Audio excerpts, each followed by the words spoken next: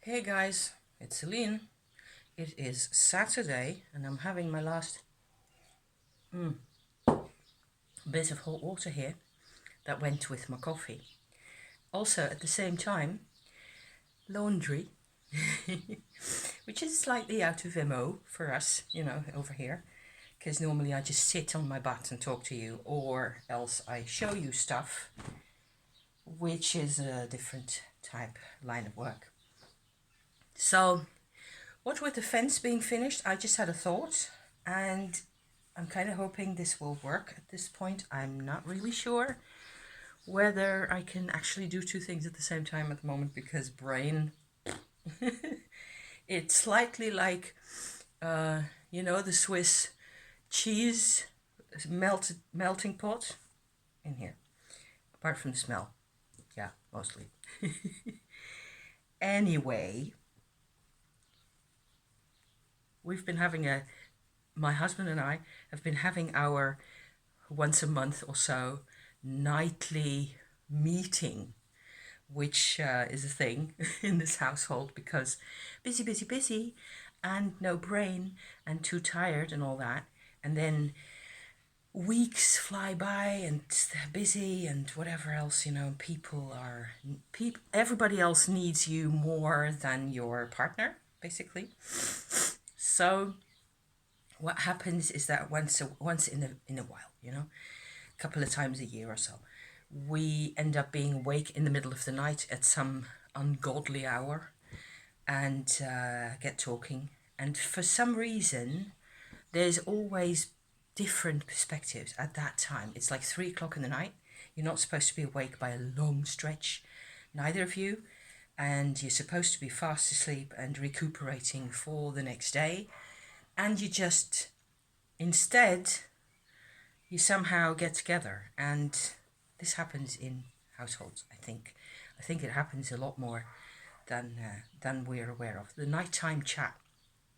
And it tends to be, in our household, it tends to be really productive, even though it takes some doing because, half asleep and all that. We didn't get out of bed really, except I did in the end get out of bed to get me a cup of tea. He had already had his like an hour or so before. What I'm doing here is my laundry needs sorting before I can hang it up. That's what I'm actually doing, okay? In case you were wondering, what's she flapping about with all the kit here? So this is underpants and socks and shirts and things. Underpants, mine, obviously, not his. Although, who would know, really? With the backyard and the fence and all that, it turns out that it actually creates a way stronger boundary around the whole of our place. This is our place. This is going to be our place for a couple of years yet.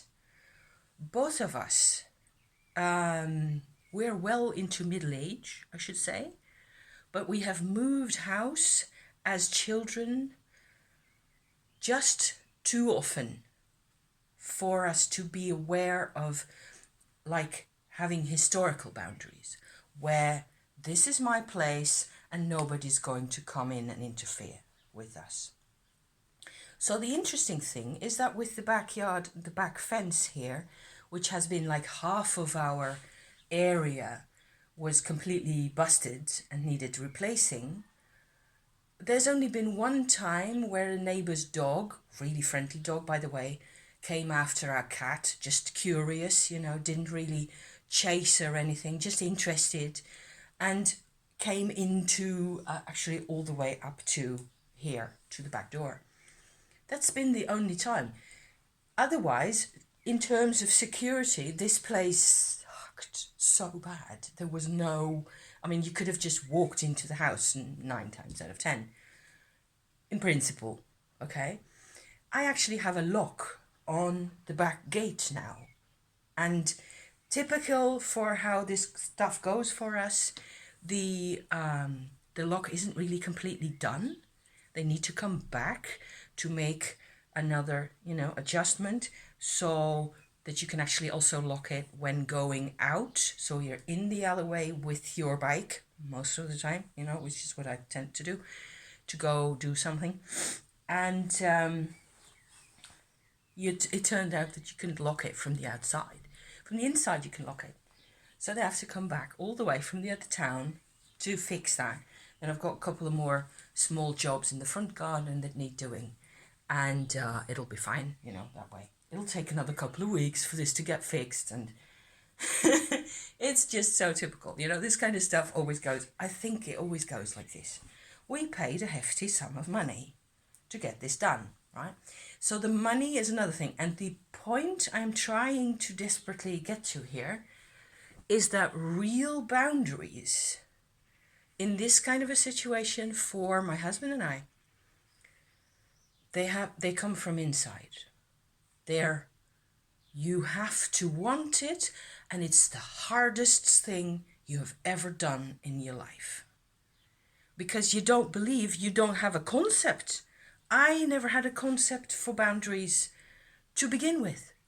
And if I don't have any, my husband has all sorts of other scenarios completely different from mine, and he doesn't have a concept for boundaries either.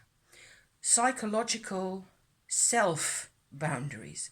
This is me, here I am, with my laundry, with my YouTube, as I am. You know, this just one other person, but a proper person with an inside and an outside. You know, something like that. Teal Swan defines boundaries as simply, I'm paraphrasing here, of course, something along the lines of identity. I am me, my husband is somebody else, you are somebody else. Coffee ice cream, chocolate ice cream, vanilla ice cream. There's a difference in identity. So to the extent that we're aware of our identities, our identity as we feel it, as we perceive it, if my identity has been sort of fragmented and sprawled all over the continent, which is what happened for me, what with moving house X times, you know, you have no sense. You really have no sense of where you begin and the other guy ends, and it's bad because I've been so stressed out. It turns out that there is a natural state of boundary makeup, if you like, that really suits your personality. There's always a boundary. I think that's my theory at this point. You always are supposed to have some kind of boundary. There's supposed to be, this is where I end and the other guy begins, preferably with something in between, you know, a little space in between. So it turns out I've been doing quite a bit of housework this morning. I'm really proud of myself, or rather pleased with myself and with the state of affairs, because it means my hoovering's getting done.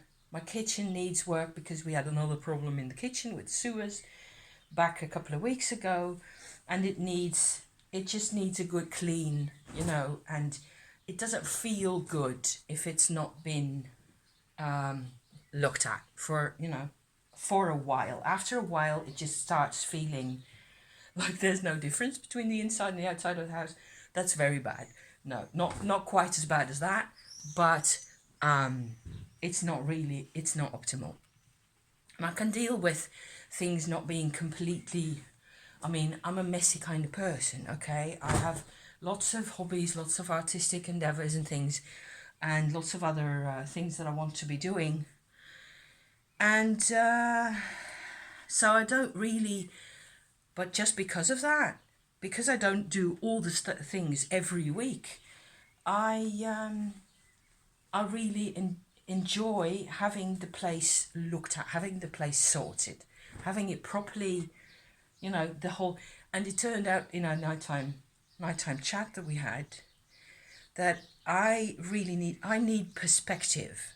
I'm a person, I don't know how much of this is really common for, I don't know, but in order to have courage to do the hoovering, cleaning the kitchen floor, which is another job that needs doing, and the countertops and all that, which is more of a fiddly job. Plus, a couple of other things in the yard still, all those. I need courage. I need to feel, that's my MO. I need to feel like I have enough strength, but I also need to feel that it's a system. That I don't need to do everything from being born forwards, like a million things, because you get completely overwhelmed in that kind of a state. Whereas what we ended up sort of coming to, the conclusion we came to in the middle of the night, was that we actually have done enormous amounts of work, also invisible internal work, that end up giving us this new space with a backyard, sorted, and it's not completely perfect yet, but we're getting there. And it's very easy for a person of my temperament to be discontent, to be a perfectionist in a way which is idiotic, really, because there's no perfection here to be found. I mean, colors are maybe nice, I like this combination of colors all of a sudden quite a bit. The curtains and my t-shirt together, that's really very much a type of color I like. Other than that, perfection is not to be had in the world. You can have a system where it is your life, and actually for me, my boundaries are sort of the outer edge of my system. And it turns out that there's been so much we've already done and already developed and figured out. You can actually rely on, I've got a new washing machine. All this is no problem. But over the past couple of months, I have been in the throes of anxiety over the back fence about our boundaries, feeling like anybody could come in, really, to our yard, which nobody did, because everybody understood the situation, I think, So a whole big part of boundaries is confidence, but also trust. Confidence in my system. We do have people. We do have money. We do have people. It's okay. But I'm so stressed out because I'm triggered. And in the triggered kind of a situation, I go back to being 4 years old and seeing nothing but chaos. Day in, day out, year in, year out. Fights and arguments between my parents, moving house all the time. Pandemonium and shouting and So I will come back to my oil painting in a bit, because everything is just moving in cycles the whole time. And I will, what with my oil painting that I showed you last week, the one with the yellow and the red and the brown and all that, I will come back to that with a completely renewed sense of, okay, this is what I was going through the whole time. And this is the process, and it doesn't make sense to want, which is what I do all the time, and my husband similarly, to want to be at the end of some kind of ideal path where everything is sorted and you don't have to do anything anymore. Which is idiotic. It doesn't make any sense. It makes me laugh. Whereas instead of that sort of a dream position where everything's perfect and perfectly clean and everything's perfectly in place and all the tarot decks are where they're supposed to be and there aren't any mess, Instead of that, it's a process. And we are well halfway into actually having a life. Yay! Into actually having a life, into actually knowing what it is that we're doing. There's no need for desperation. And so I had courage this morning to start off with hoovering, which is the job that I like least of all because of the noise. And also I don't have my hoovering machine isn't that good. It's okay. You know, it's an okay kind of hoovering machine, but it's there's another, like an issue with my what's that called?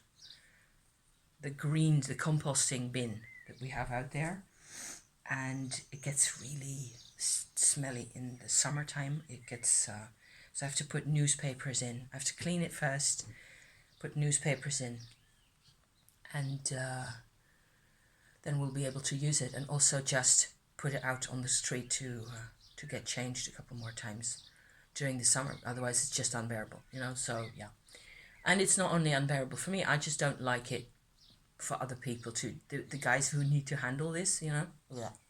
So yeah. So there's that. And everything tends to be really well organized in this country. So, which is a complete change from France, where I used to live, where I've had all sorts of different experiences with, you know, things and not having any boundaries. Growing up in France was, in those terms, it was not such a great idea. So a household ramble from me to you. I hope this makes sense. I hope you can sort of, you know, find this entertaining or in one way or another. I'm going to hang up my laundry. Thank you for watching. And I'll be out next week again, probably. Have a nice weekend. See you then. Ciao for now. Bye.